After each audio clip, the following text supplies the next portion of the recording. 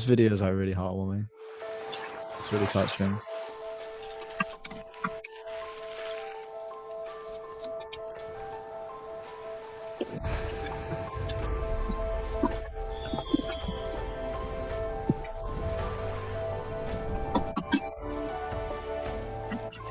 Εγώ γιατί δεν έχω βίντεο, τι να κάνω τώρα.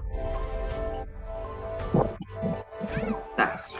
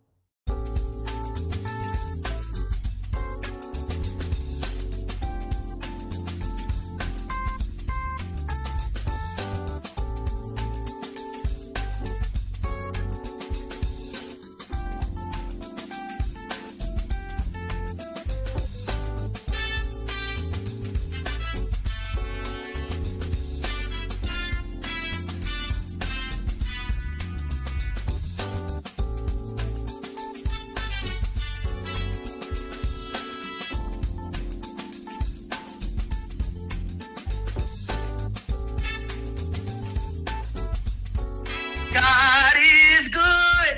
God is great.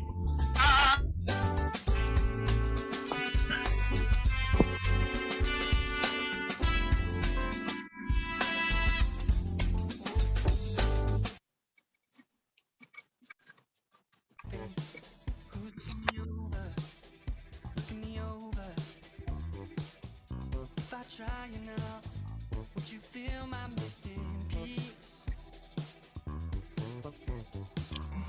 I can't understand why I misunderstand my own desire.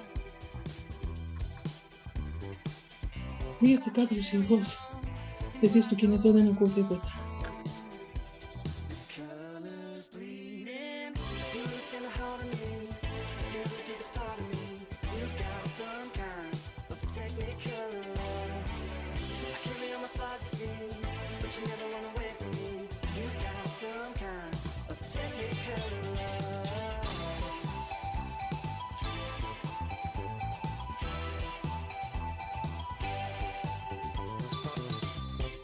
How will I know when a heart is golden? If all I seem to do is circle my mistakes, I never understood how I misunderstood. I can be desired. I can't comprehend being alone again. The colors bleeding, you understand the heart of me. You know the deepest part of me. You got some kind of technical love. I carry all my flaws, you see, but you never run away from me. You got some kind of technical love.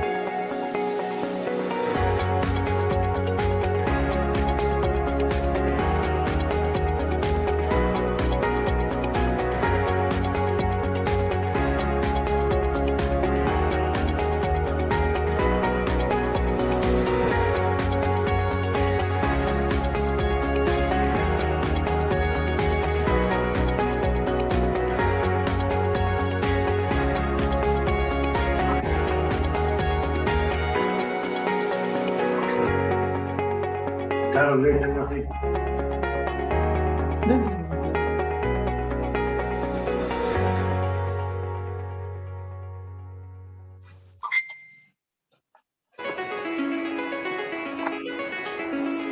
It's calling me like the rainbow. It's calling me like the rainbow. The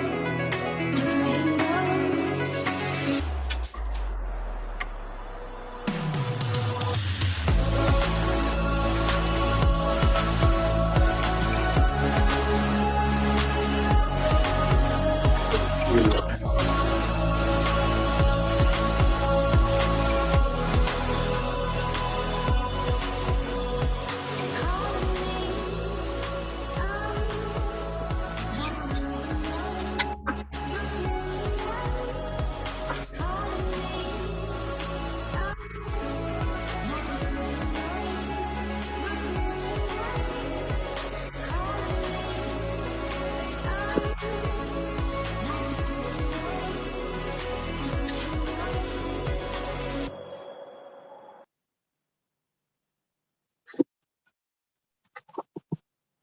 Hello, everyone.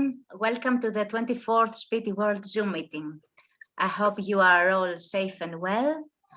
I really wish today we could start this meeting with better news, but unfortunately, the fears that we all had in our minds came true. And the Russian invasion in Ukraine has begun.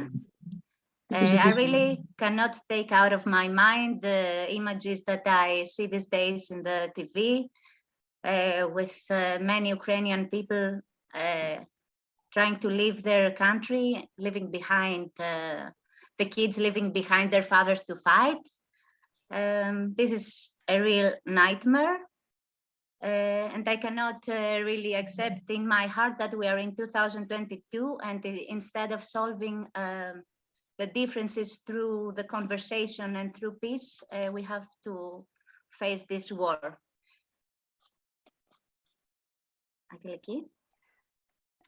That's right. What's happening right now is devastating, and a war is always a bad situation. We stand with Ukraine, and our thoughts and hopes are with them. Now we can continue with a small speech from the General Manager of Spiti World, Mrs. Kalinka Zerva. Hello, Kalinka. Hello, good afternoon to all. First of all, I would like to... We cannot hear you very well. Yes.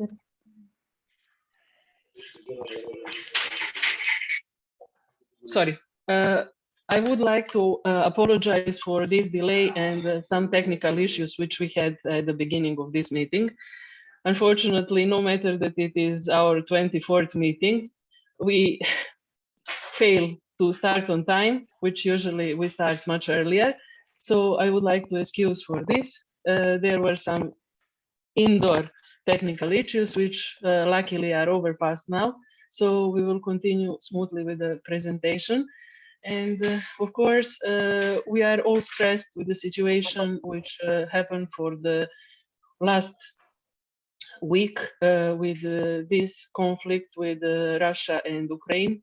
A lot of people are suffering, and of course, we cannot take it very easily because tourism is the industry which is always the first which is influenced with whatever is happening all around the world. Nothing is any more topic. So all the issues are more global, and all the people, the whole globe is actually involved with any trouble which is happening in some part of the world. Let's hope that the clear mind will win, that there will be no more deaths and that people will not suffer, because no one would like to leave their home and be refugees somewhere, to live somewhere else. All the people all around the world want to be safe at their homes, to live happily with their families, with their friends, and not to be in a stress what will be tomorrow, to have a smooth life. So we have also a small video about the situation which is now happening in Ukraine. And also we would like to mention in the few words with our colleagues who are much more involved with this and know better things, how it can influence the tourism generally all around the world. Mr. Andreas Papatheodorou, who is a professor at the Aegean University, of course, will say us a few words about this, and I would like to thank him because he is participating in this meeting, and we invited him almost the last moment. But since his opinion was very useful for the tourism industry, we agreed that today he will say a few words. So again, thank you very much, Mr. Andreas, for Papatheodorou, for accepting this invitation. Maybe we can play first the video which we have prepared for this event, for this meeting. So just to recap the icons which we of course already know very well, but just one more time to remember the situation and to see how some people in Ukraine are suffering. So Francis, if you can share the video, please.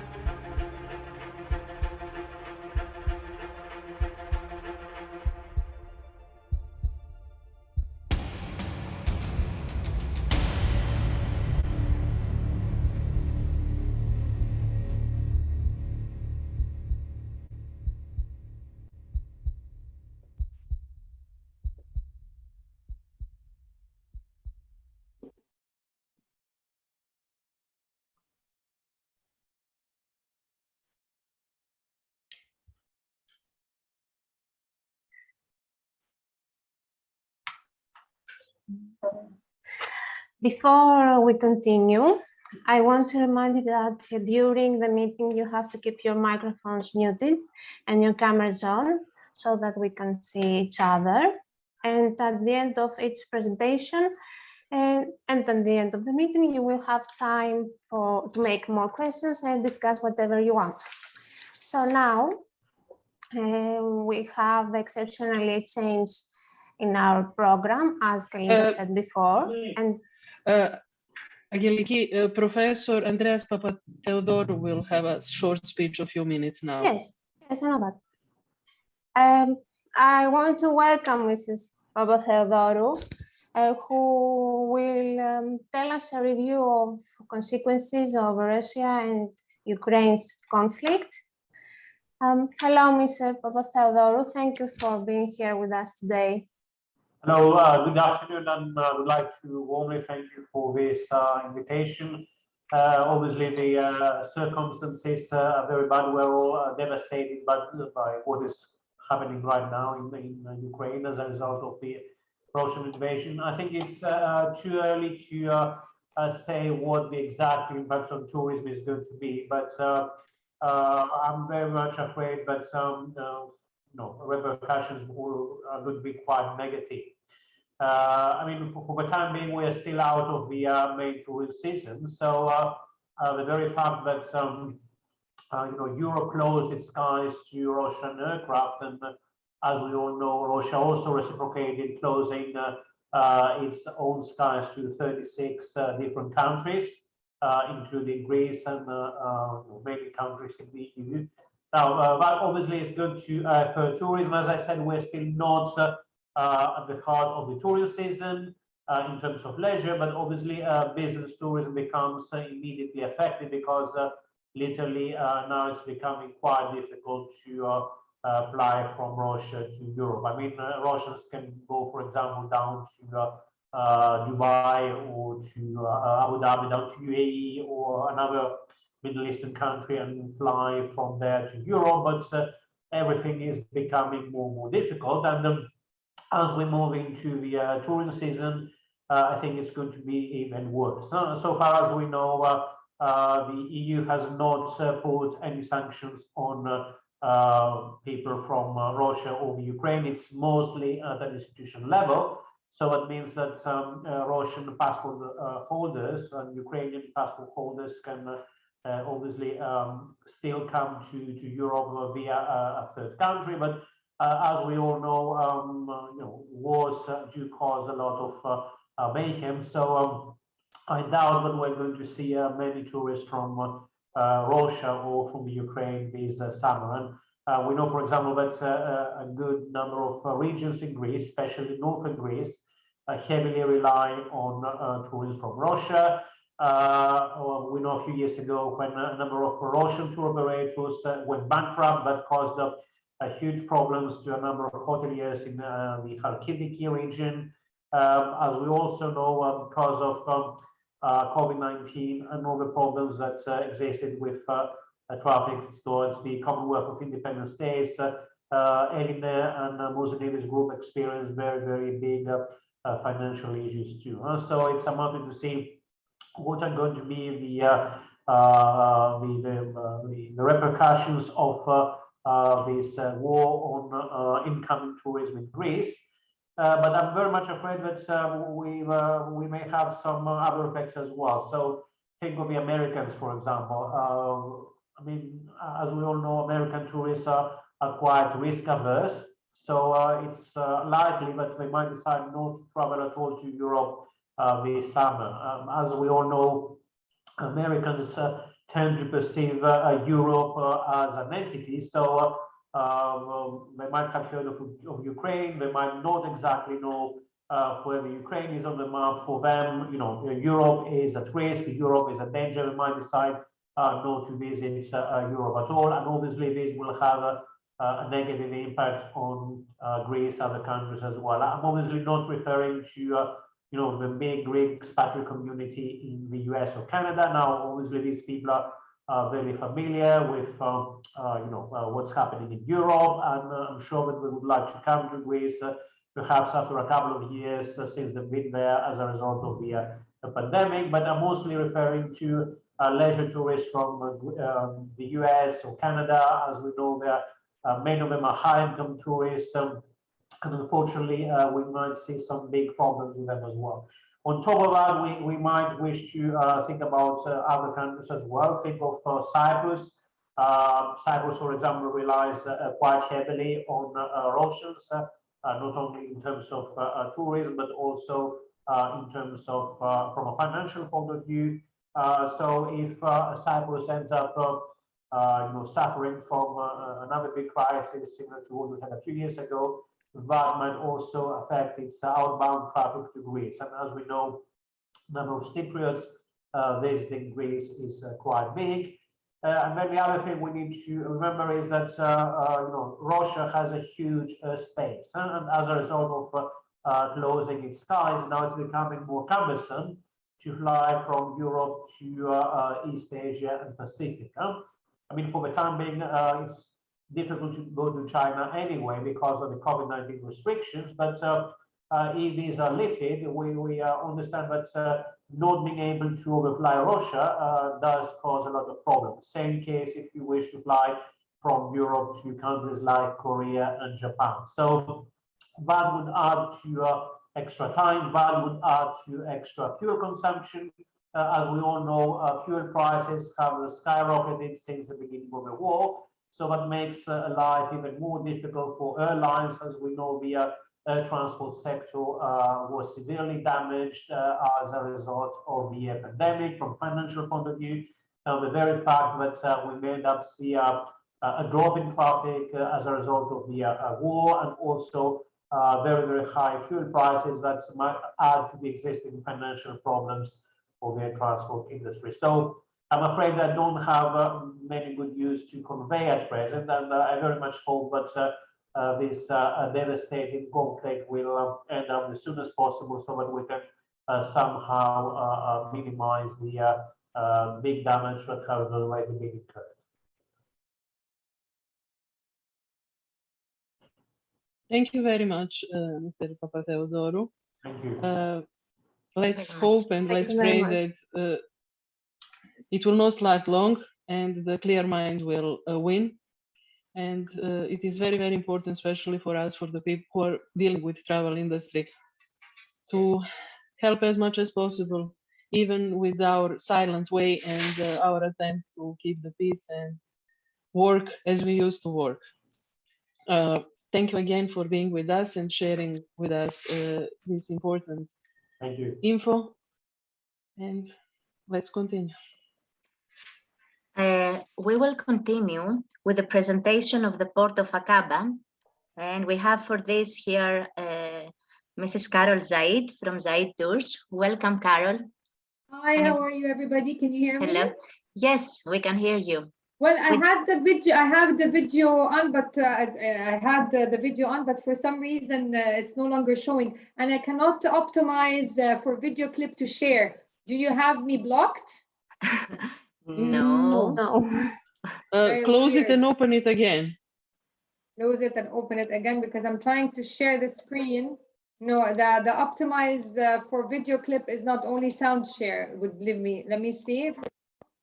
Can you see my my screen? Yes, we can see. Ah, perfect. Then it worked. Okay.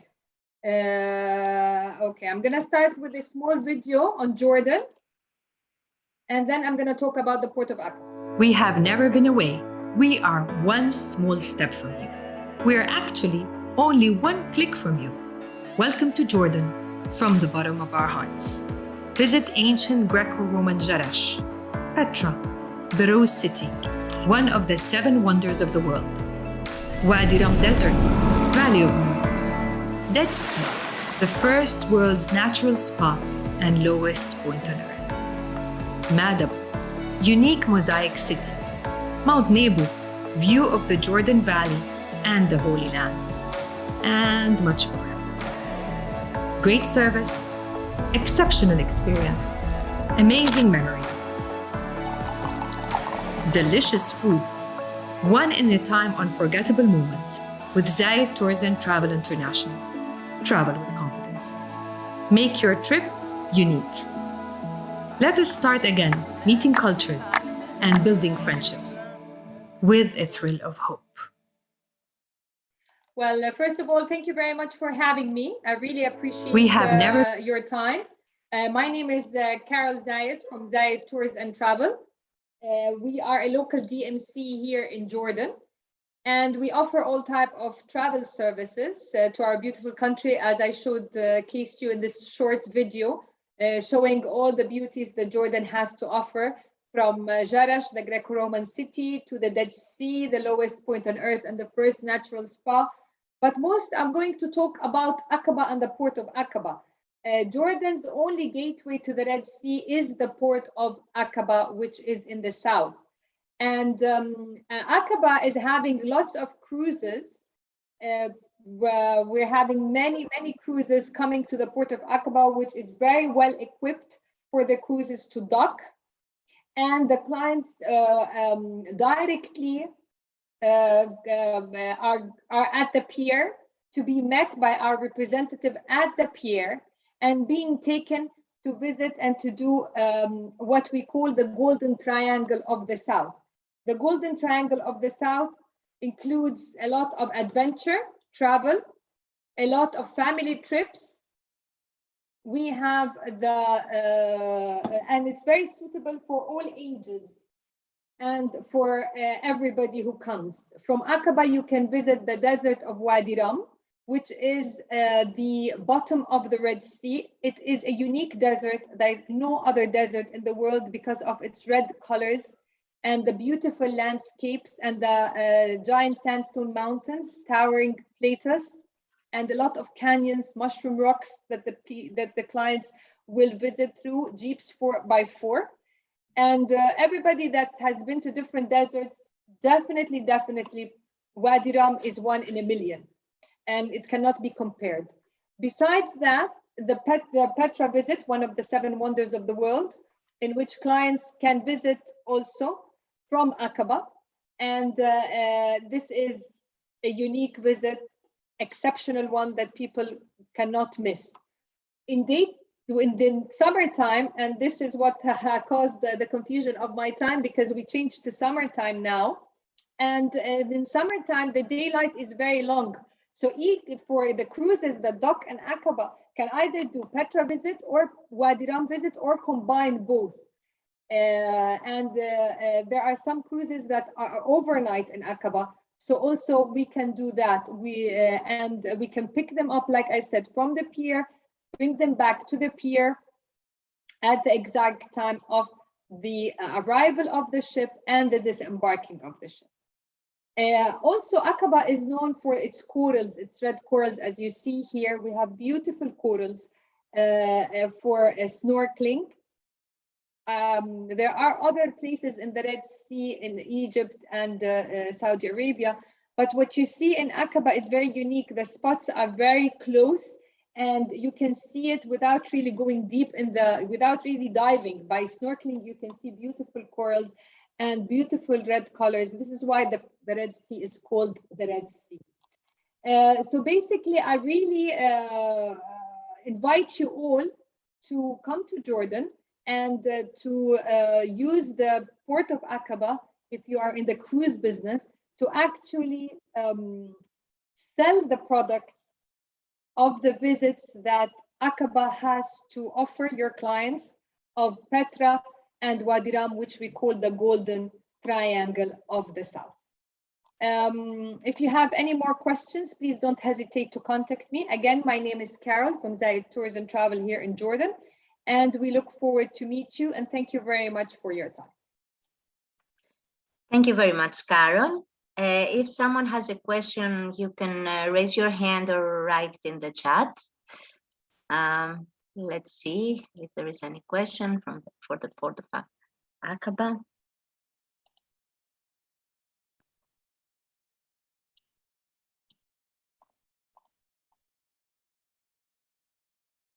Okay, I can see a question in the chat. Maria Hadjiyanoglu is asking, is there a dress code in most of the touristic places in Aqaba? No, there's no really dress code in Aqaba.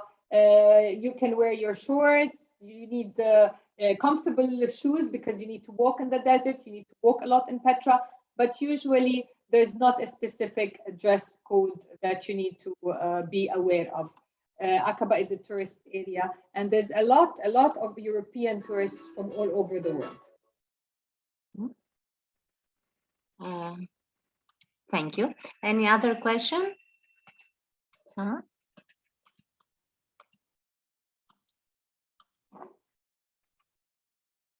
No questions?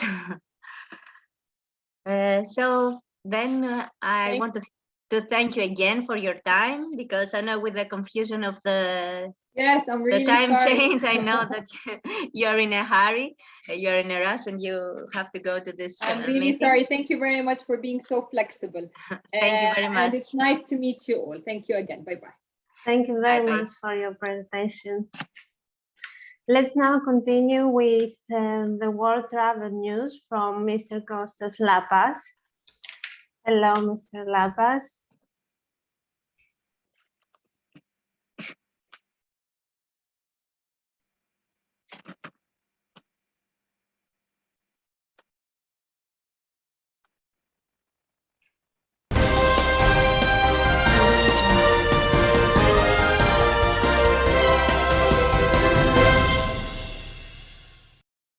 Hello, everyone. It's good to see you all here. As you can see, I'm not smiling today because of the news around the world, which are not very good. Right where we thought that we are getting over with the pandemic, we have this conflict to deal with, which affects all industries. And of course, it affects the travel industry. So all the news are geared towards this conflict. Nevertheless, I gathered last month's news in the travel industry around the world, and I would like to share those news with you, as I've been doing the last 2 years.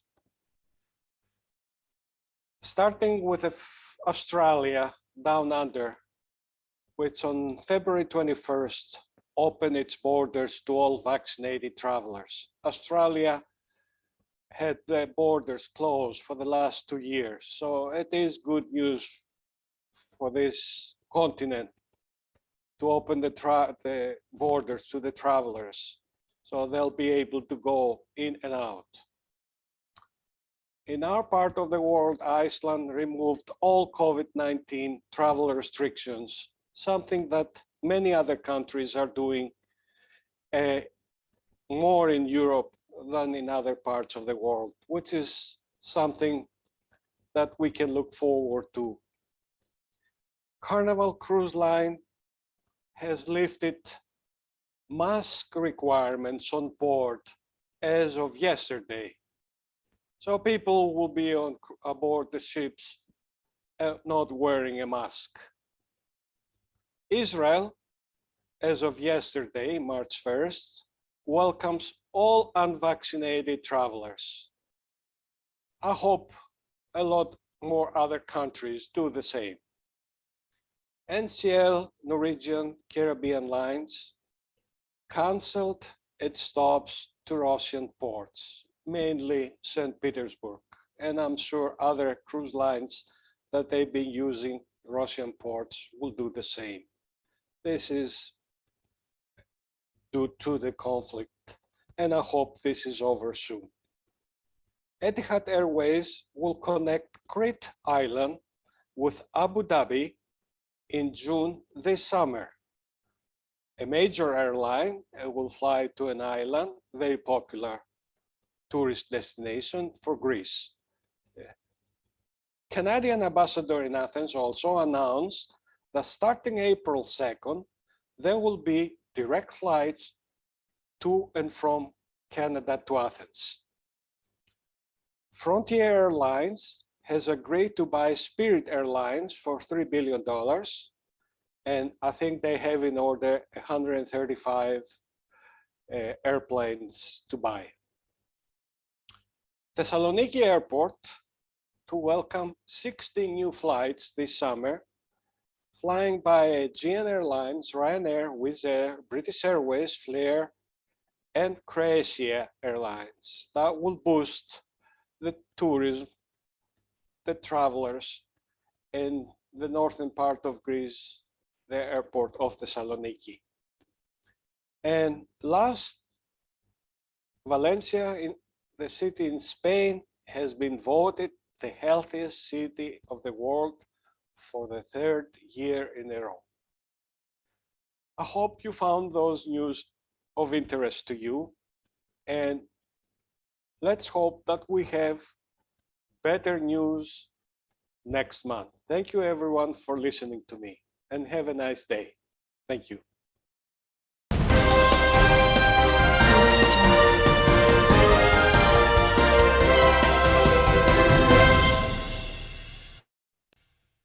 Thank you very much, Mr. Kostas, for sharing this information with us.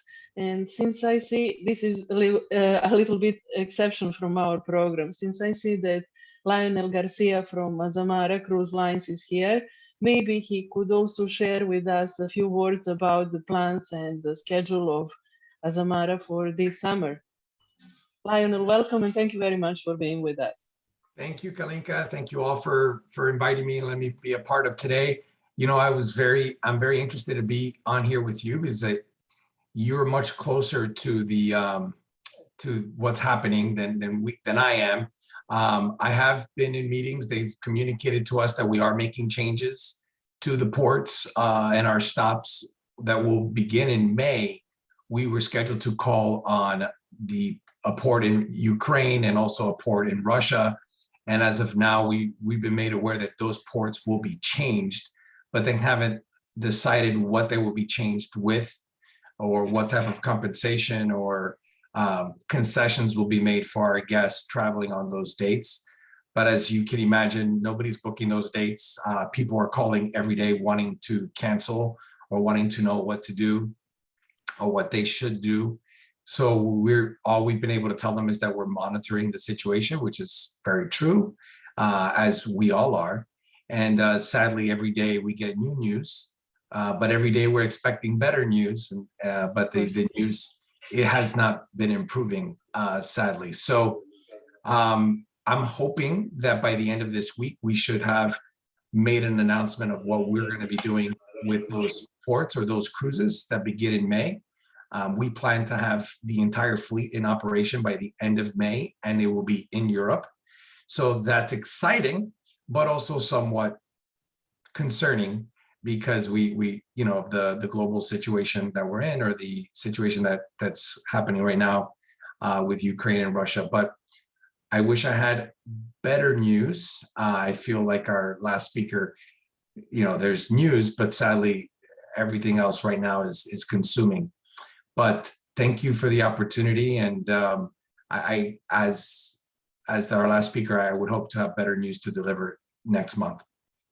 Let's hope that truly next month we will have much more positive information about generally this recovery. We are waiting for the last 2 years of the tourism, and especially for our company, my colleague Vaios will later say our plans and projects and how unfortunately it is processing now. So it will be closer to the season. It will be on 6th of April.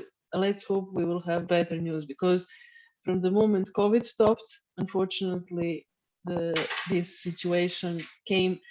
So I remember 2 years ago when we had our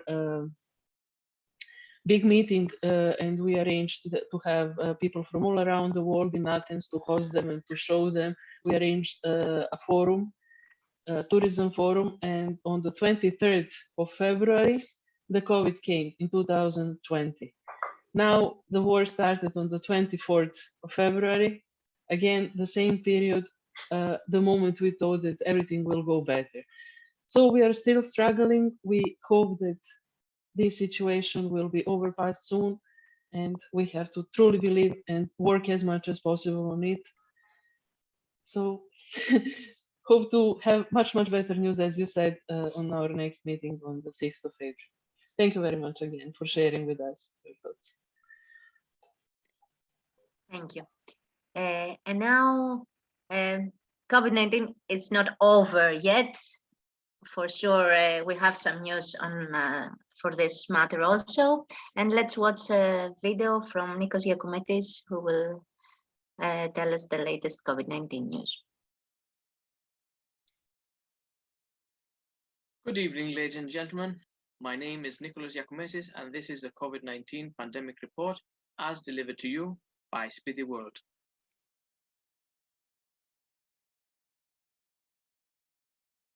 Amidst the war in Ukraine, and with our ears and mind focused on World War III speculations and nuclear threats, it is only logical that people have set aside COVID-19, although it is still here and still a threat to our society that we must deal with. Numbers seem to be declining in many countries, giving hope and rise to the measures to be lifted, but exceptions such as the situation in Hong Kong and many Eastern countries act as a constant reminder that we have not escaped the danger yet. Russia's invasion of Ukraine brings a host of serious threats to public health, beyond, of course, the military violence itself. The conflict could make it difficult for people with conditions like diabetes or cancer to get treatment, and it may increase the spread of infectious diseases, including COVID-19, as people gather in shelters or flee the country. Ukraine is coming off its largest spike in COVID cases yet. Its 7-day average hit a record of 37,000 at the beginning of February, and less than 40% of the population have been vaccinated until mid-February. What's more, Ukraine has been trying to control a polio outbreak since October.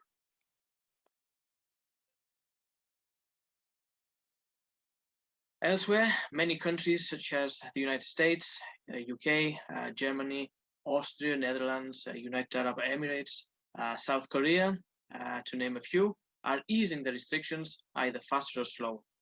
In fact, British Prime Minister Boris Johnson scrapped the last domestic coronavirus restrictions in England, including the requirement for people with COVID-19 to self-isolate last week. In the United States, the CDC announced that masks are no longer needed indoors for 70% of Americans, regardless of vaccination status. And all these easing of the restrictions naturally will affect tourism and major cruise lines to ease their own restrictions. For example, Carnival Cruise Line announced that masks will be recommended but not required begin March 1st. Moreover, the US Public Health Agency lowered its pandemic travel warning for cruise ships last week from very high to high. It is the first sign of easing since December, when the people were advised to avoid the cruise lines completely because of an increased risk from COVID-19 as the Omicron variant spread rapidly. However, as the numbers reduce in the Western Hemisphere, the number of COVID-19 cases has more than doubled in Armenia, Azerbaijan, Belarus, Georgia, Russia, and Ukraine over the past weeks. A new wave of COVID infections from the highly transmissible Omicron variant of the coronavirus is heading toward Eastern Europe, according to the World Health Organization's European office last week. Authorities were urged to boost vaccination efforts in the region, warning that a tidal wave of infections was approaching and stating the fact that vaccine uptake was still relatively low in parts of the region. The World Health Organization also stressed that the spread of the new variant is putting healthcare systems under increasing strain, warning of an increase in the number of healthcare workers being infected from 30,000 in December to 50,000 in January. So that's it from me. Thank you for your attention. Stay safe and stay well.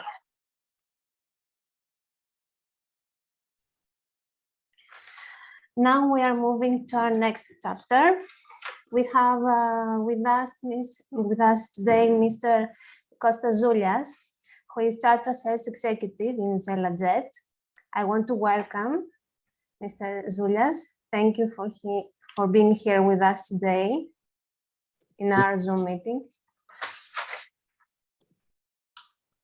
Thank you for having me. Let me first, I don't know if you can see my screen.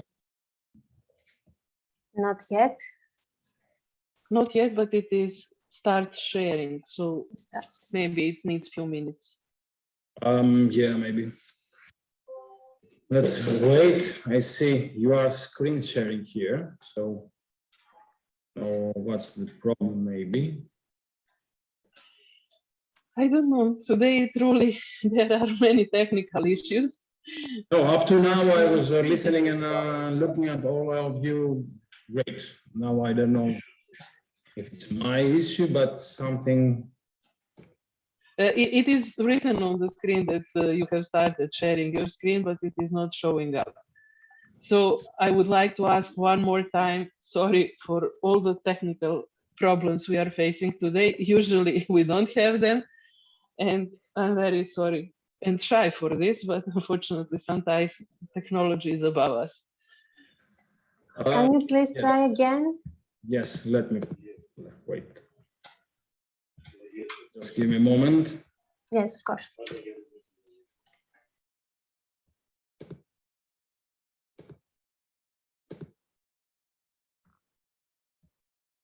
Just give me some seconds more. Sorry for taking much of your time. So,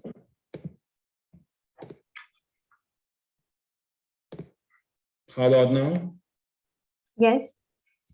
It came now. It's okay. Okay, we can see it. You can see it. Yes, there is the first. Great, great. Thank slide. You. Thank you very much for having me. It's the first time I'm here, and hopefully not the last.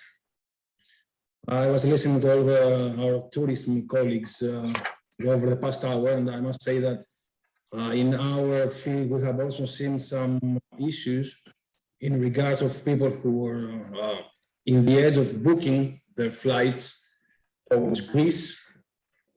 But for some reason, we all know the reasons, they have either canceled or postponed or need more time to make up their minds.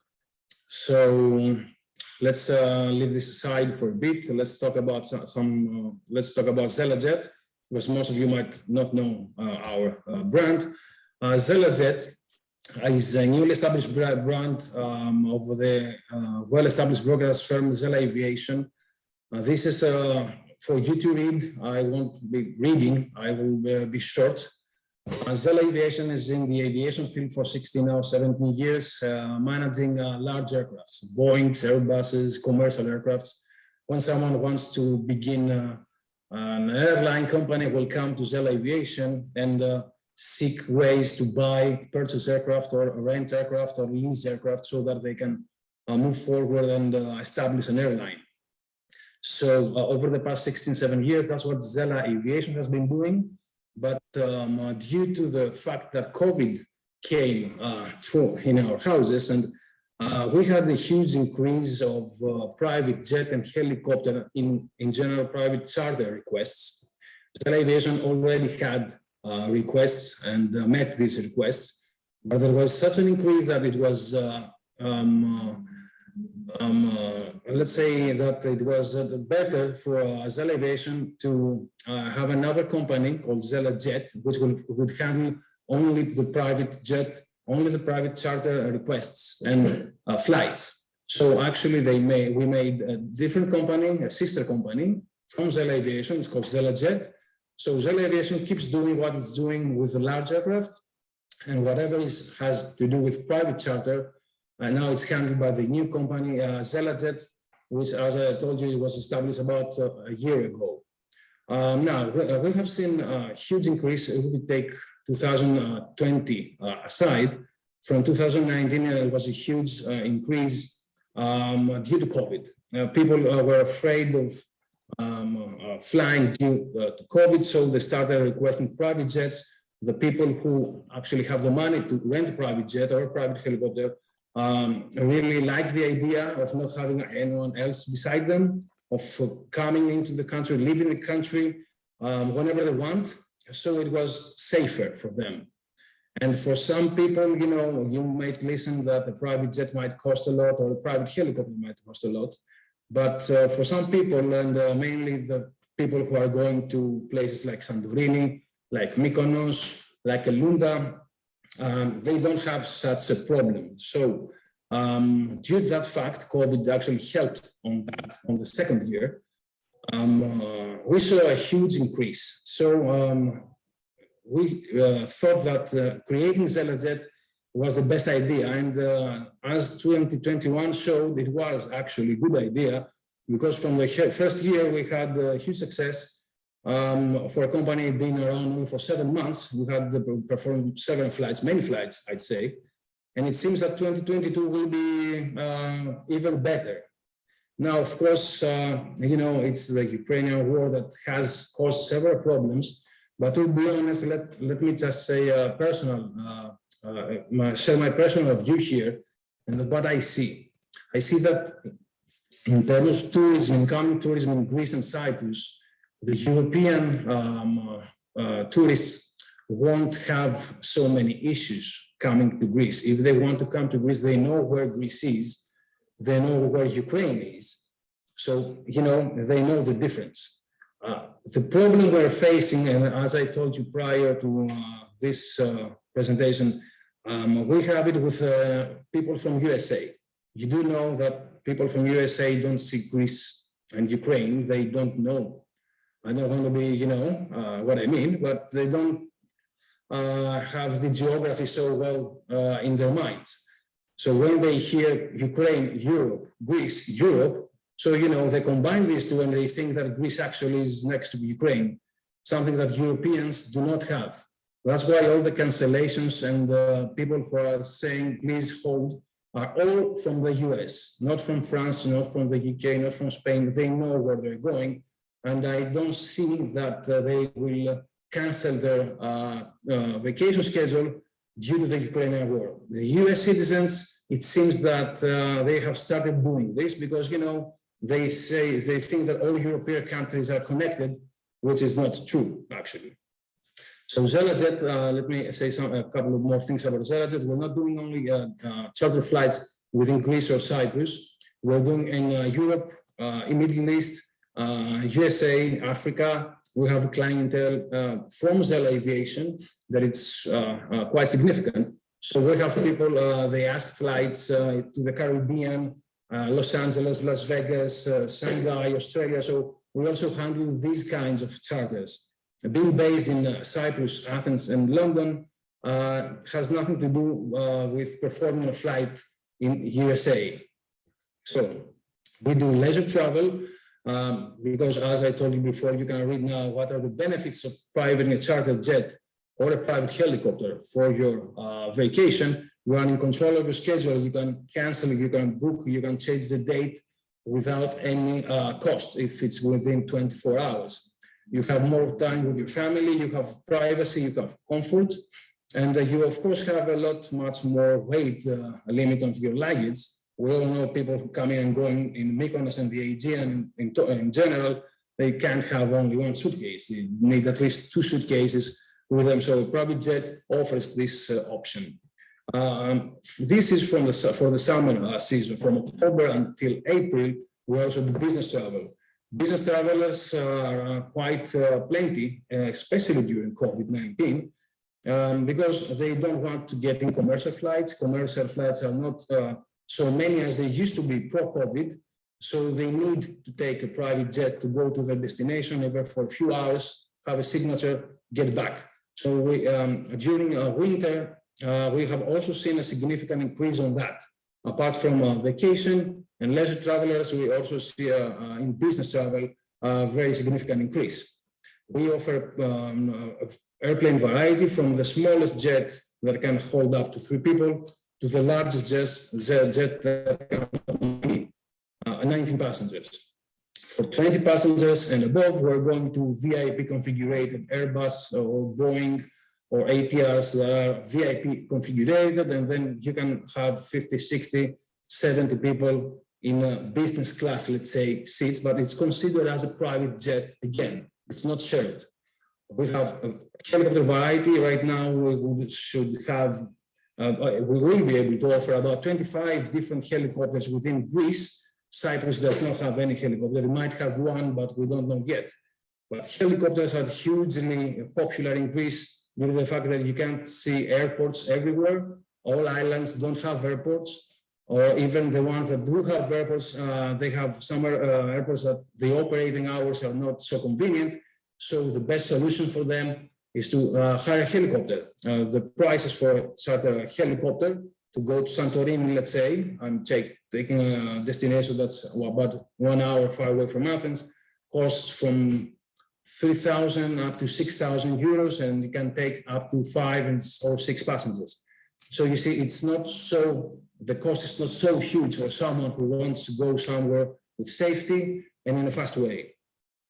Zela Aviation and Zela Jet, in order to create brand awareness, over 2021, we were in news, we were in websites, mostly aviation sites, economy websites, TV channels in Cyprus. There's my face there, doing an interview for a Cyprus channel and the news. In the Aviator in UK, we try to create brand awareness. Now we can see the results because there are people coming to us for their private requests that we never knew where they found us. Actually, when we ask them, they say we saw them here on the website, we saw them on the news, we read the press release. I don't want to take more of your time. Zela Jet is not only a broker. Zela Jet was not created to only be a broker. We wanted to have our own aircraft. That's now almost a reality. Within the next days, we will be able to offer an exclusive private jet, a light jet for 4 people, which is going to be based in Athens.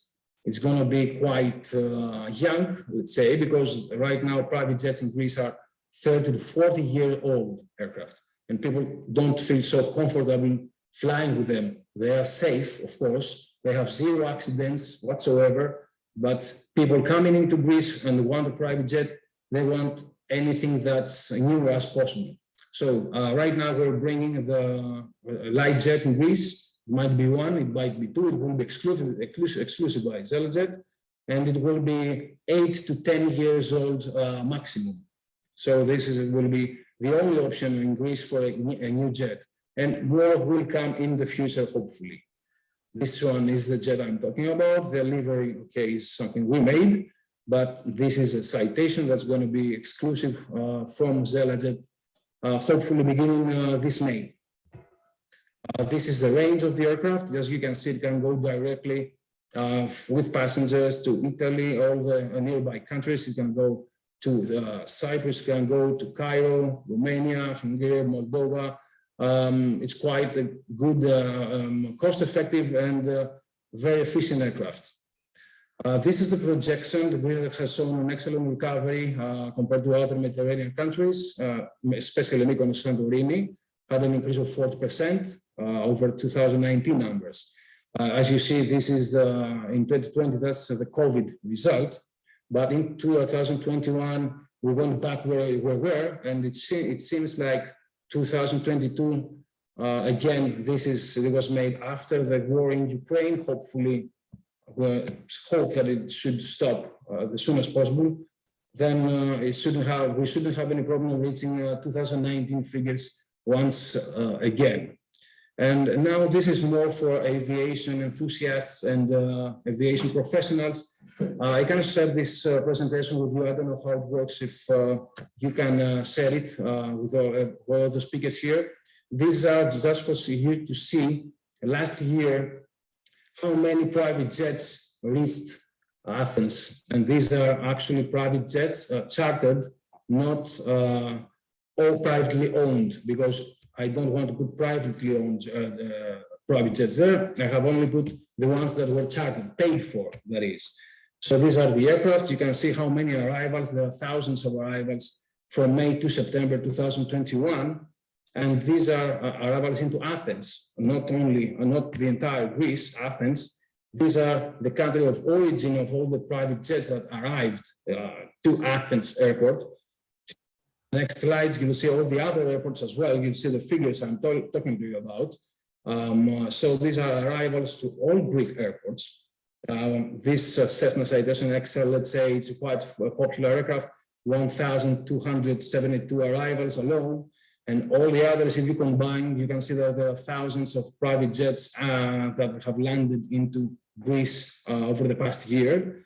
And of course, these are the countries of origin. You can see that people from Italy, Germany, Turkey, France, UK, and Russia mainly visited our country by using chartering a private jet. Again, I'm saying these are chartered, not privately owned. People paid for these aircraft. So that's it for me. Thank you very much. And we're happy to answer any of your questions. Thank you very much, Mr. Zoulias, for your presentation. Thank you. If someone has a question, please raise your hand and write it on the chat. I see a question on the chat. And Mrs. Ioanna Slanidou is asking, what documentation does one need to fly private? Actually, it's the same documentation you need for a commercial plane. You need your passport.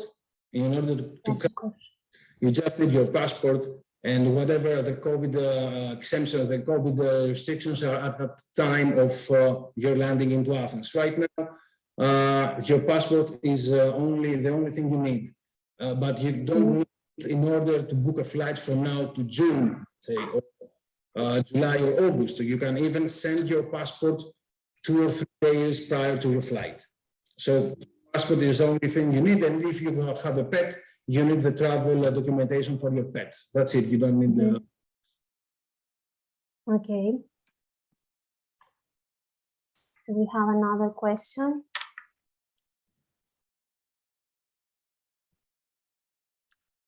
I want to tell you, Mr. Zoulias, in case you want to share this presentation that you said before to the professionals that are working with aviation, you can share it in the chat if you wish, because we have some people from the aviation industry here. I will share this one, but I'm just 1 minute more, just because we're making a new one. Our agency, okay. Because right now we're also into sports professionals, tourism, combining their vacation in Greece along with training for to stay in shape with trainers and stuff like that. So this is something new in Greece. So I will share it, and in the next meeting I will also have the new one. Perfect. Okay, so once it is ready, you can send it to us and we upload it to our site. Okay, so people will be able to take it from there. The new one should be ready by Friday, in 2 days. So yes, I will wait and send so that you also have it. Thank you very much. Okay. Thank you. No other questions? I don't see any other question. So, Mr. Zoulias, thank you. It was a pleasure to have here with us today. Thank you very much, Olivia. Thank you. So now let's move to our next subject for today. We will travel to the beautiful country of Switzerland. And for this, we have Mr. Chris Wilson from Typically Swiss Tours, who will take us with him to his beautiful country. Mr. Wilson, hello, welcome. Just unmute yourself, please. Hello, can you hear me? Yes, Yes. now we can hear you. Welcome. I would like to give a special thanks to Chris, since he is very, very sick with a high fever, but he will try to do his best and present the Switzerland in the best possible way. He didn't bring any chocolates to share with us here. We hope to have them on the Why? spot. We love chocolates. Yeah, I've just lost the video right now. I don't Yes, know of course. if you can help me on this one. I've lost the connection in terms of the video. What do you mean? I can't see the presentation, the Zoom. So the Zoom kind, yeah, I cannot. I'm only seeing my presentation. Sadly. Minimize maybe your Yes. image and or escape, and then you will find the presentation. Yes, I think if you press escape a couple of times, you can see the Not to rest of escape the the meeting, buttons. but Not to yes, escape just, the meeting. just to minimize that you can see all the buttons. I don't know where it's gone. It was there a minute ago. Apologies. Okay, if you escape from the main picture, which you say that you have you on it. Yeah, I've just got my desktop on now, and I cannot see the Zoom. We are seeing you normally, so your face is on screen. If you press share screen or something. No, again, I'm not seeing that. I'm just seeing my my desktop without the Zoom element, I'm afraid. Chris, did you see an image in up right corner with your face? No. Or with all of us? I did before. It's just gone. Okay, so minimize all of your elements in your desktop and leave only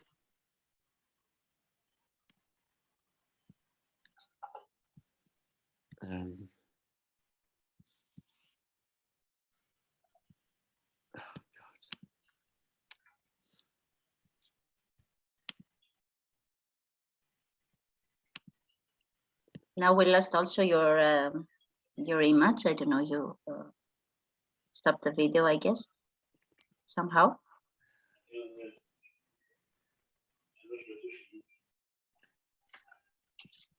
I don't know what's happened.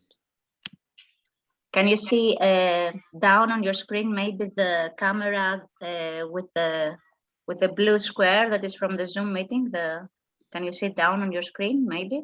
now No. we can see you, Chris. Okay. Do you want some time? Maybe we can go to. Here we go. Okay. Now. Right. Okay. Now we see your screen. Perfect. Just a second. I've just got to find it again. Apologies for this. It's always a nightmare. I Today think generally it's the day today that everything. Yes, it's Okay. okay. We are okay now. We see your screen. We want to hear your speech. So welcome again. Thank you, Kalinka. Thank you, Francis. Thank you, Angelica. Thank you, everybody, for being so patient. Apologies, I'm not the best at this kind of computer stuff, so just bear with me. Anyway, my name is Chris Wilson. I'm English. I'm calling you from Lucerne in Switzerland. It's a beautiful day, and this was yesterday in Switzerland. This was taken from my camera on the top of Mount Rigi. It's simply a beautiful country. If you've not been, you've got to. And that's what we're going to do today. And the aims of this little presentation, which won't take more than 5 or 6 hours, will be to introduce one of the world's most beautiful destinations, which is. You promised 10. Why you change it? Because you are sick?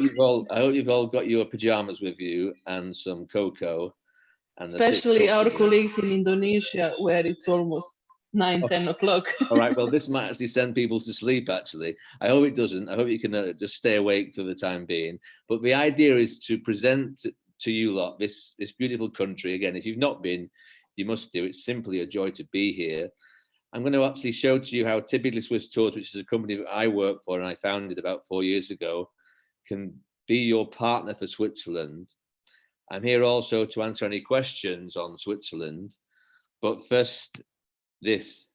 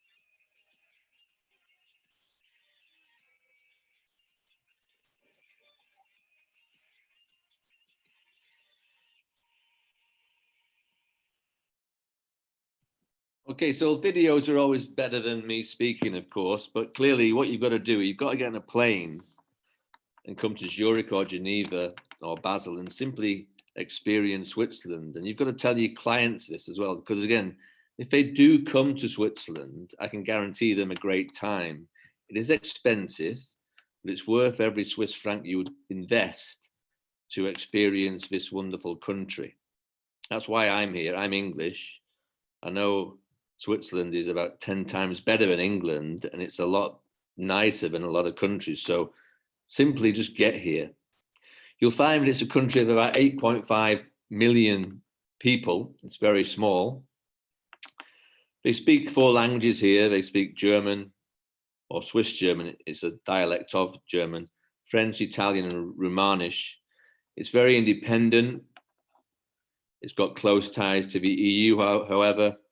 It's obviously neutral in World War I and World War II. Switzerland is obviously known for its neutrality, but the good news is it's imposed sanctions on Russia, which I think everybody is believing it's a good idea to.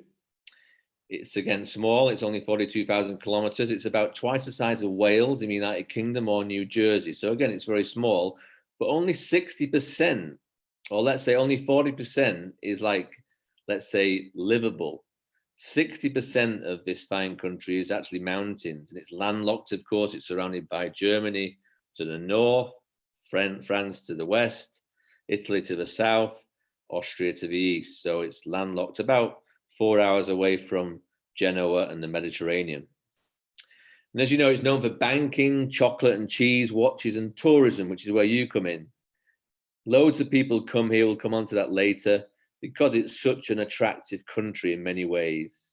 It's very safe and very clean. If you've got concerns about wars or corona or COVID, Switzerland is probably the #1 ranked country for being safe and secure. And politically, it's very democratic, with referendums held 4 times a year, and the president is just simply a figurehead, a ceremonial figurehead. This is what Switzerland's known for. So the mountains, of course, the Swiss Alps, the lakes, watches, penknives, finance and cash and banks, skiing, cheese, and Kalinka's favorite, chocolate. And if she continues to stay awake during this presentation, I'll actually send her some chocolate. Have you got that? And there's a Swiss flag. Especially most of the time on this side. Okay, so here's some quirky facts about Switzerland. Again, the toilet duct, Velcro, cellophane, and aluminium foil were invented here. They're very innovative, very highly technological. University costs are very low. It's very eco-friendly, lots of recycling. One of the most expensive countries in the world, of course, but it's worth every single Swiss franc or euro you invest to come here. It's very high standard of living. It's the least obese rate in the world. People are fit, they're healthy, they take care of themselves. Assisted suicide is legal. So if anybody's got any ideas about committing suicide, you could come to Switzerland. I'm not saying you should do, but it is legal here. The second highest life expectancy after Japan, I think mid-80s for both men and women. It's very, very clean. The air is fresh. Healthcare system is superb. People eat well and look after themselves. The military service is still existent. It's a bit strange and a bit ironic, of course, a bit of a contradiction in terms of Switzerland's neutral, but males over 18 must serve at least 300 days in either the military or civil service.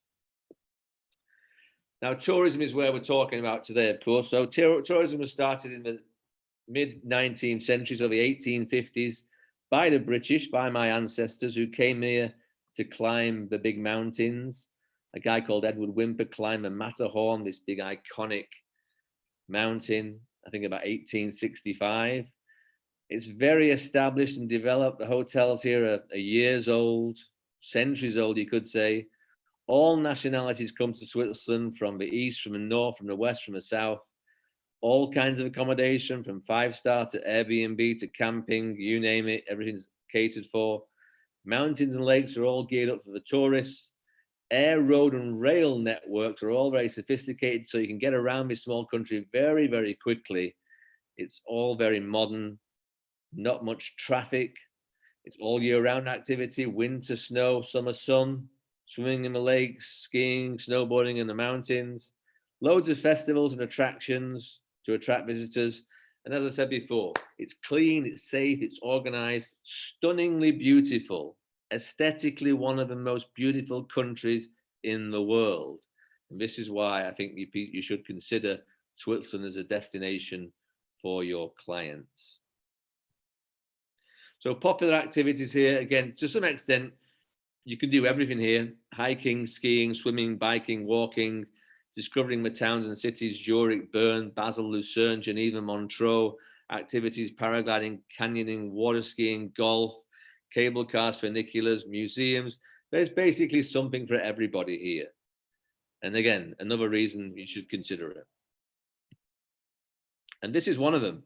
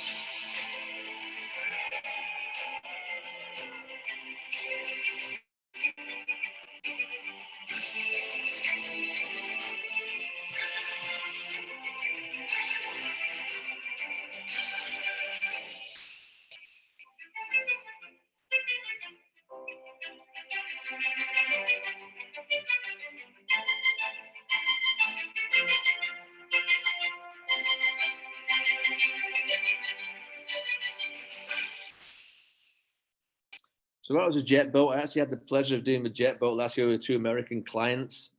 It's one of the best things I did. It's about an hour away from here on Lake Brienz. It was raining actually, all got very wet, and it was just super fun. Absolutely fantastic fun. Remember it until I die probably. And I nearly did. Anyway, so my company is typically Swiss Tours, a little one-page summary. Again, I don't like reading. So basically what I do, I just pile tourists into my black Mercedes van, drive about 500 miles an hour around Swiss cities and countryside, drop them off, take them around places, show them some places, educate them, entertain them, tell them some stories, show them this fantastic country, and take them back to their hotel. And the idea is that when they get back to their hotel, they say to one another, we've just had a lovely time. We've been looked after.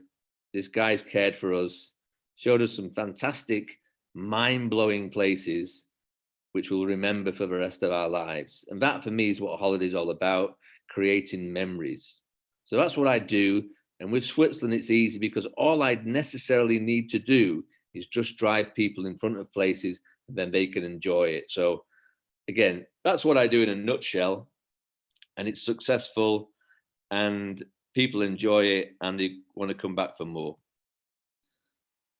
The company's been going since 18. There's about 150 tours delivered. One thing which is important, I think, is reviews. There's 111 of them on TripAdvisor. You can go to TripAdvisor if you want to look at this. All 111 reviews are 5-star, excellent. I've won some awards. I stick to the Clean and Safe campaign by the Swiss government.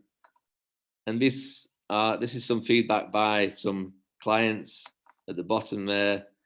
And again, as I say, I'm not saying it's easy, but once you've got a landscape in a country which is well organized and aesthetically beautiful, it makes my job quite easy, of course. And so that to some extent is what I do. There's a map of Switzerland. And I'm just going to give you a taste of some of the places where we go to in Switzerland, where I take people. This is the Best of the Bernese Oberland tour. It's a region south of Lucerne. Again, all these places are just very attractive, stunning, majestic, wonderful, terrific, breathtaking. And there's just some examples, you know, valleys, gorges, mountains, lakes, waterfalls. And another one is Lucerne, which is where I am right now. It's a beautiful place. If you've not been to Lucerne, come. It's just a simply stunning location.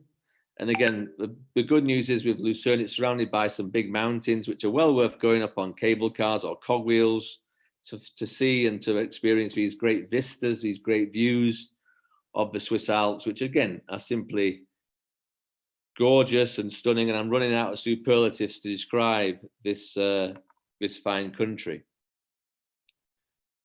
There's a few pictures of Lucerne. Obviously, the wooden bridge left side. There's a cable car, which is an open top cable car. There's Mount Pilatus, a lion monument, Rigi. All these are very iconic mountains. Been taking people up there for over 150 years. Again, tried and tested, very busy, very successful, and very, very popular. And for good reasons, because the experience which people have is really, really memorable and enjoyable. Another one of Lucerne, again, as you can see there, you can do a number of things. You can make your own penknife. You can go to a chocolate factory. You can go to several mountains, do a hike, go on a cable car, take in some lunch somewhere, build your own chocolate bar, and again, go on a boat, go on a hike, get to the top of these big mountains, and again, really see the gems of Switzerland, which a lot of people want to do. This one is north of Zurich. This is incorporating the Rhine Falls. The Lindt Chocolate Factory opened about 2 years ago, probably not the best of timing. Again, you can see all about the history of chocolate. You can go to Europe's biggest waterfall. You can go to Zurich. Okay, it's an expensive place, but there's some really fine shops there and restaurants. Again, quite cosmopolitan, the closest you get to a Paris or London.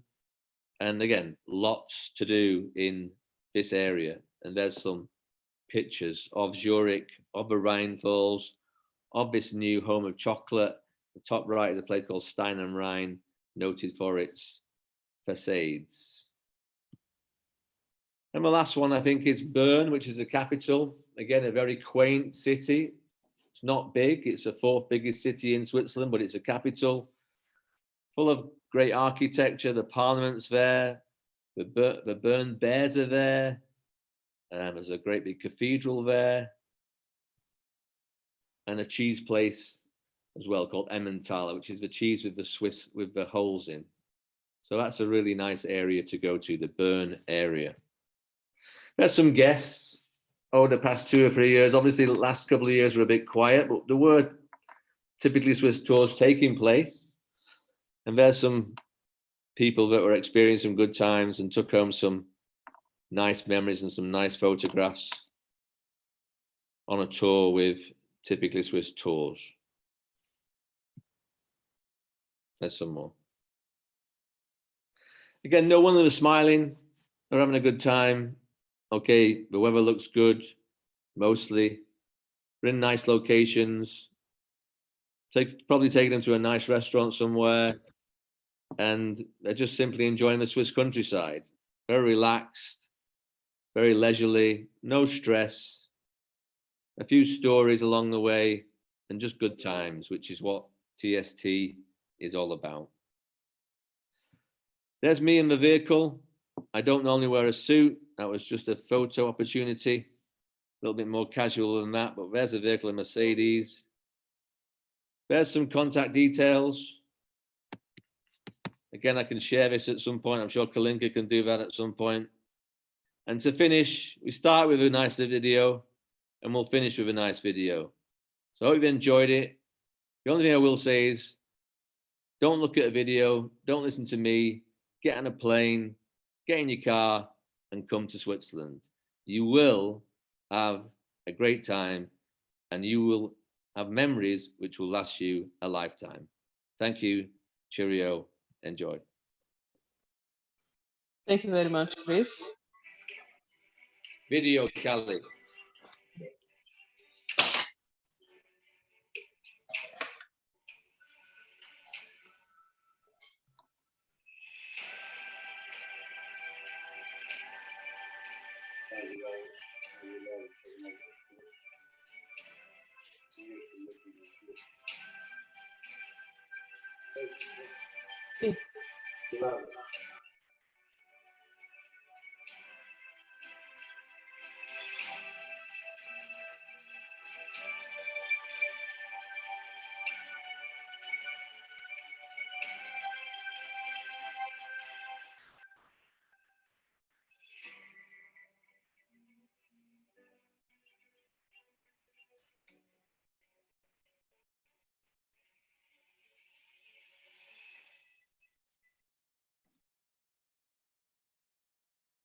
If anybody's got any questions, feel free.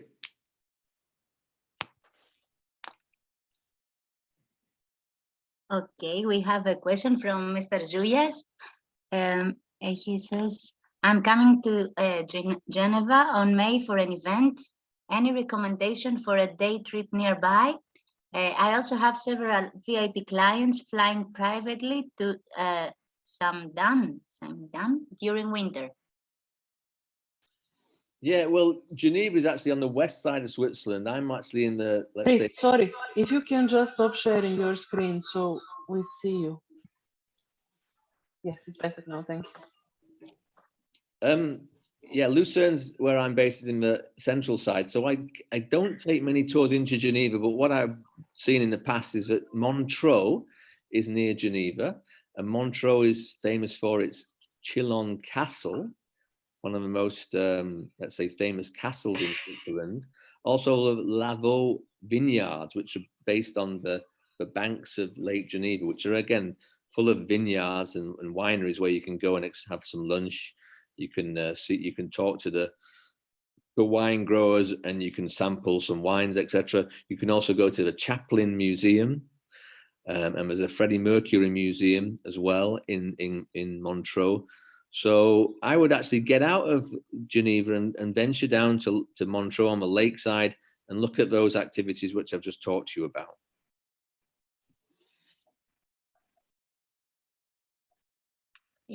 Is there any other question? You can raise your hand and or write it in the chat.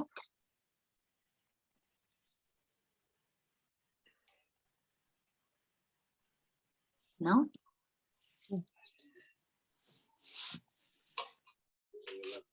Well, since I don't see any other question, I think the only thing we can do is what you said, Chris, to... there is one more. Mr. Papatheodorou has a question, but I'm waiting to see you. You can Hi there. unmute. Hello. Thank you very much for this very helpful information, even it was a brief one. I would like to ask you maybe. I know that train travel in Switzerland is very common, very popular, and very handy. Is there any restriction, not restriction, let's say, do you need to book well in advance tickets on the trains, or they are running so often so you can arrange your trip even 1-2 weeks in advance? Okay, well, the first thing I'll say is, the Swiss railway system is probably one of the best railway systems in the world. Yeah. Yes, I know. It's punctual, it's structured, it's organized, it's popular, it's clean, it's efficient, etc. Yeah. But it is a competitor of my company. But I will tell you that you can obviously take advantage of what's called the Swiss Pass, and you can buy these in advance, or you can actually buy them here. Trains do get quite busy, especially in the summertime. Let's call it a normal summer.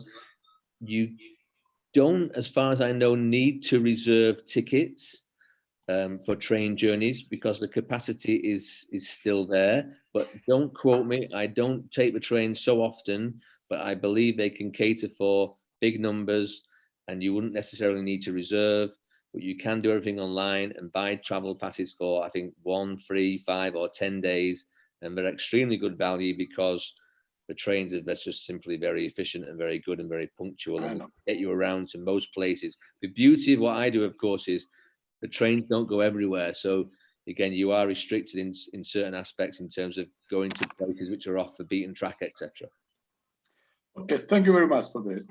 Pleasure. And Mr. Kostas Lapas has a question. You can unmute yourself, Mr. Kostas.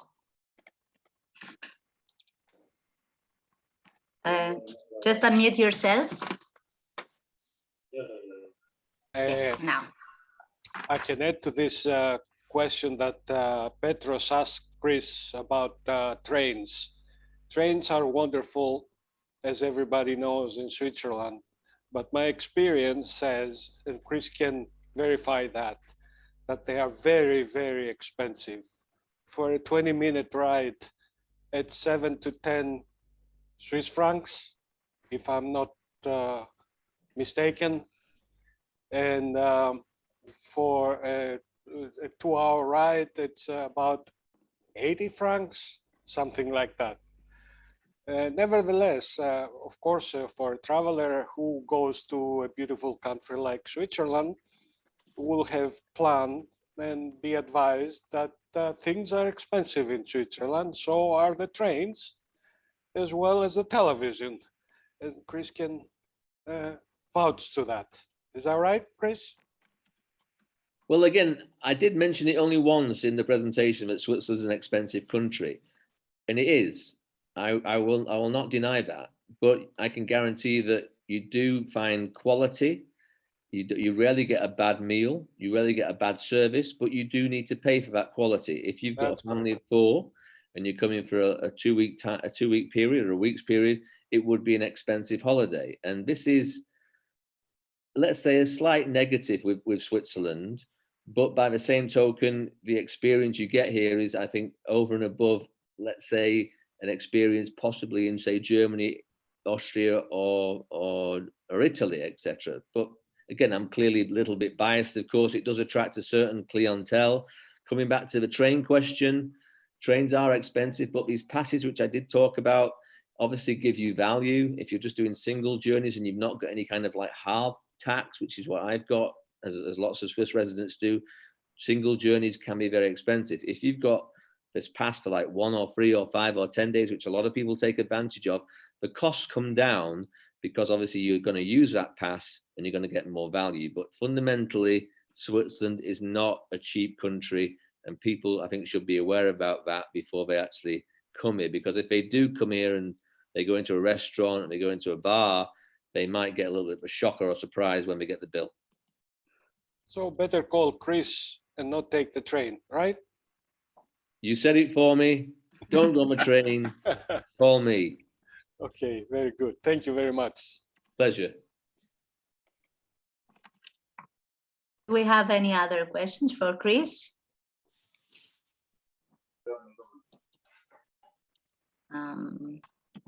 No? So what I was trying to say before, we will listen your advice, and we just will take a plane or a private jet, maybe, if we can afford it, from Mr. Zoulias, and we will visit Switzerland to see with our own eyes these beauties that you showed us with your presentation. So thank you very much for being here with us today. It's a pleasure.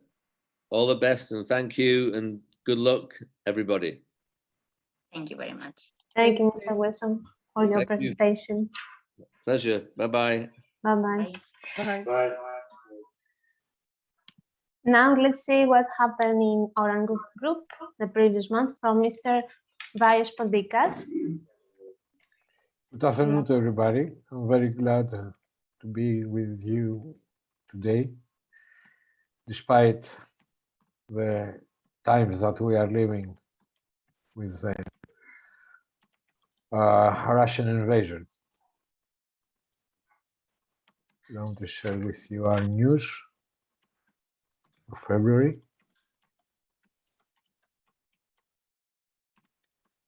Despite our first analysis, where we had as a sense that Russia would not attack in Ukraine, finally we are living a strong war in Europe with unpredictable consequences. During the first days, we hoped that this unreasonable invasion would last a few days, and logically, the affection in our industry would be under some kind of control. Unfortunately, all the predictions were wrong. After 1 week, the situation getting worse, and now everything seems that are depending on diplomacy. The first impact in our business. As our aviation company, BBTR, has a GSA agreement with Sky Up Airlines based in Ukraine, the first loss is the cancellation of all its flights, at least for the moment. We want to be optimistic, but we don't think that there is any chance to change the situation, at least for the year. The second one as a loss related with our Sorex network is the cancellation of 49 calls in the port of St. Petersburg. In addition, any development in the ports of Black Sea already planned and agreed looks that there is no any possibility to be realized. For both of our activities, the hit is big. We are trying to react, trying to deal with other aviation companies on time and replace ports that will be able to operate for the upcoming season. Finally, the affordable increase of gas and fuel prices will affect the cost of operation and for sure the cost of life in general. We are afraid that the worldwide societies will reconsider the holidays budget for sure. Despite the dark, we continue our plans. In our group, we worked hardly to be correctly organized to manage the initially expected huge demand for the season. We continue to work. We are in everyday contact with our main clients and exchanging our experience in order to minimize any negative consequence of the current situation. We estimate that if during the March a diplomatic solution will start the war, then the damages will be limited. In this case, we have to be ready for offering our best services. Our project doesn't stop. After our internal restructure, all our companies and brands day by day setting up new projects for the upcoming season. The main strategic keys, groups, FIT, Sorex and Tasca Tours remaining the same, and we are trying to find the appropriate alternatives after the new situation. We can say that we are almost ready, and our dedicated teams trying to grow sales in the markets we are working already. BBTF, the new offices. We decided to continue our investment and the construction of BBTS offices has started. The new look is great with an industrial and modern character. This investment will give an added value in our company's profile, functionality as well. We also decided to expand the works in the whole facade of our building, including the offices of Big Blue Travel as well. Mykonos, almost ready. All of our brands that have a substantial presence in Mykonos prepare to offer the best services. Our brand Mykonos Excursions, Mykonos Spiti and Farm, and Mykonos Cruises are almost ready. Important new deals, enhancing our presence in the island with new important clients. The new restaurant in the farm, the restoration of our kayaks, the fleet of transportation means are almost ready for the season. Let's keep our hope alive. After the disaster of the pandemic, the new situation after the Russian invasion in Ukraine is a second threat for our industry. But we have to be optimistic and keep our hope alive. For the tourism, there is no way back. Or we go forward, and if the general environment will help us for a successful season, even less than we estimated, or we will face the crucial hit without having any kind of defense. Thank you. Thank you, Mr. Podikas. I think we are at the end of our meeting now, and I want to ask you, all of you who are here, if you want to say something, maybe make a comment or say something that is happening in your country. You can raise your hand and we can give you the speech.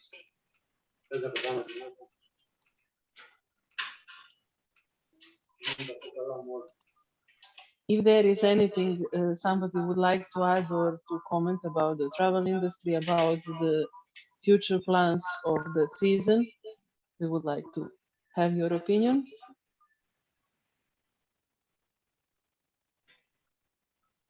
Maybe Ilhami has something to say in his part of the world. He's always welcome to. Go ahead. Thank you. It's been over 2 years. We struggled. We did work very, very hard. And I don't think this issue is going to last long because we all need to be, the diplomacy needs to be logic because the world is not ready for such an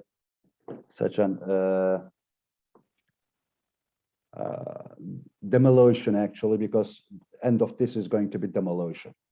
So in America, they say this is kind of dog games, dog plays, they bark, but they never bite.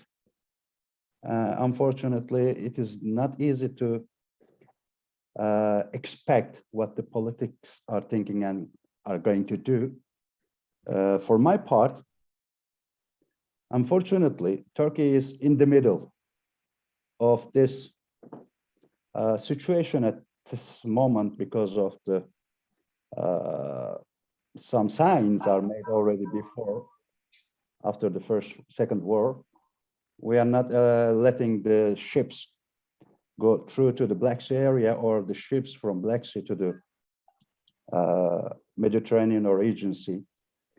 The Turkish point here is going to be one of the key point in this situation. I don't know what the politics are thinking, dealing and trying to do, but so far, Turkey seems quite safe.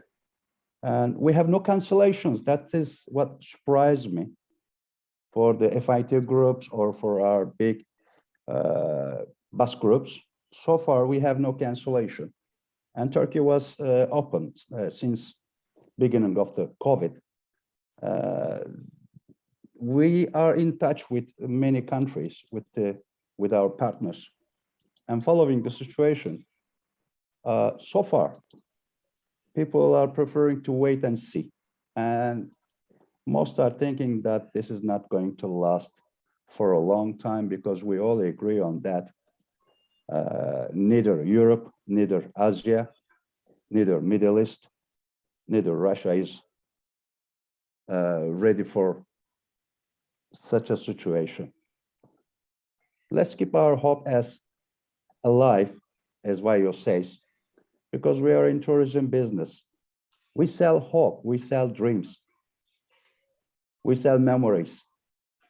So we need the support and we need to encourage our guests, our agents, our guides, our teams to carry on.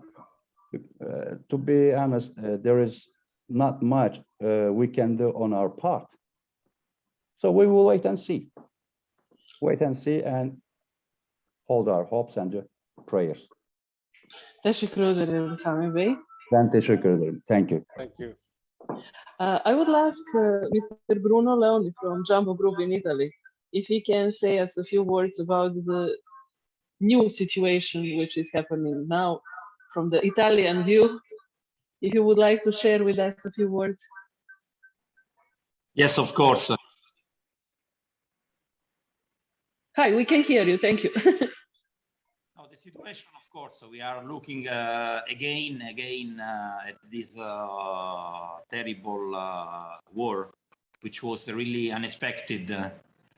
And we have a big community of Ukrainian people here in Italy. So I think every one of us is involved in this terrible war.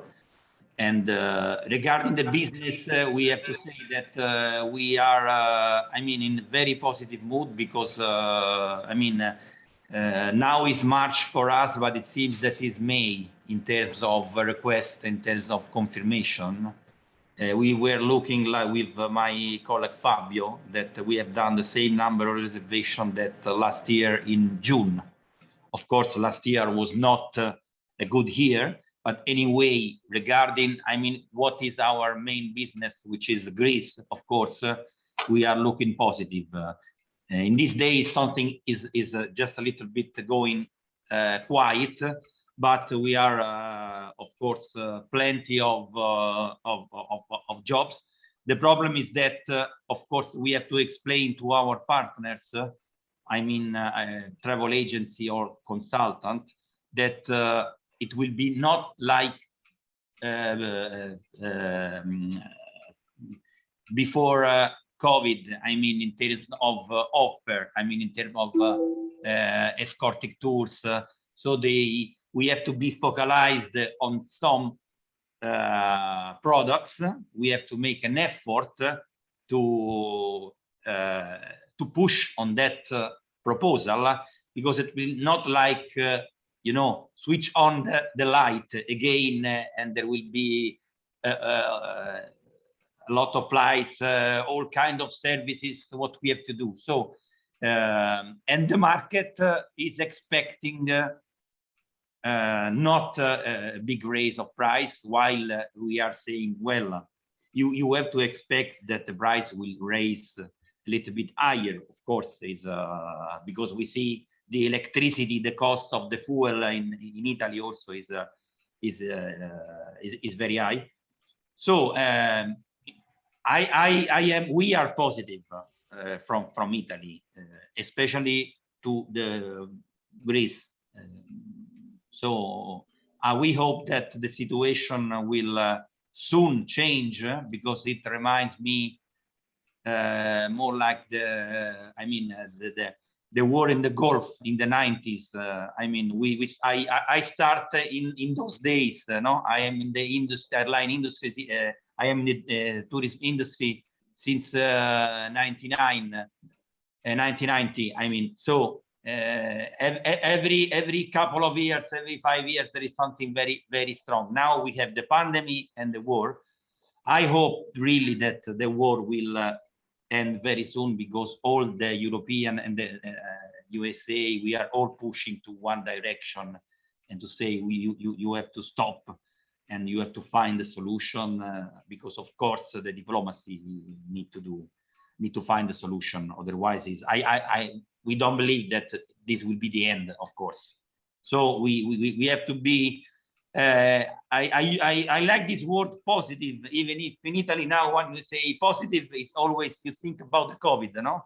You are positive to COVID. No, I want to say we are positive in the right mood for the season, and we hope soon much more positive than today, because of Yes, you are very right about this positivity. So it's better to be positive.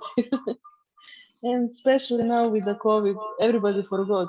We are all seeing all these images from the spots where Ukrainian people are trying to escape. And as you can see, nobody is wearing a mask. This is coming to the second thought after. When you are trying to save your life and just stay alive, no COVID nor other things are so important for anyone. So truly, we are forgetting about COVID, which is still present in a way, and for sure it is influencing us. But we have to think about the peace, and that all humans who are producing, who are working, are able to enjoy holidays, which each of us wants to provide them. And these few days, which everybody will dream during the working year, we have to provide the best possible things, and to try to escape and forget all the bad things which we are living during the whole year, working and listening to the news, whatever is happening around. And I want to share with you our positivity, which is our baby. Baby with the beautiful colors of and white. We are crazy, I mean. So we have invested money for that. So we need to be positive, of course. And you have to return the money you have invested for sure. Okay, thank you very much, Bruno. It was nice having you with us. I would like to ask, sorry, one more time from all of you for all our technical issues which we had today. It seems that it was not only from the pace of our company, which was unacceptable, as many things are unacceptable, but also from the colleagues which were trying to share their presentations. Most probably, we are all a little bit in a strange mood because of it. I don't want to give any excuse for this, and next time we will be better. Because after this, we will have our office meeting, which we will put things in order to put the blame on ourselves. So see you again on the 6th of April. Thank you very much for being with us. If there is anything somebody else would like to add, it's all from me. Thank you.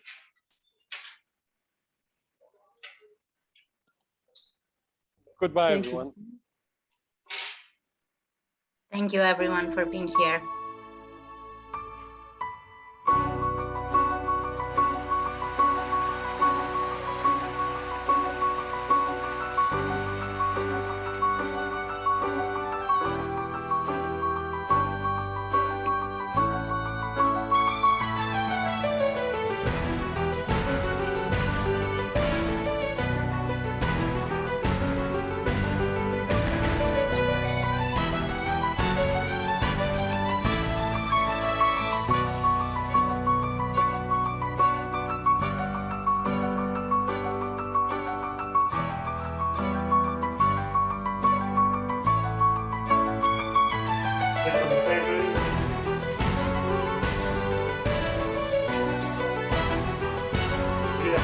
Thanks.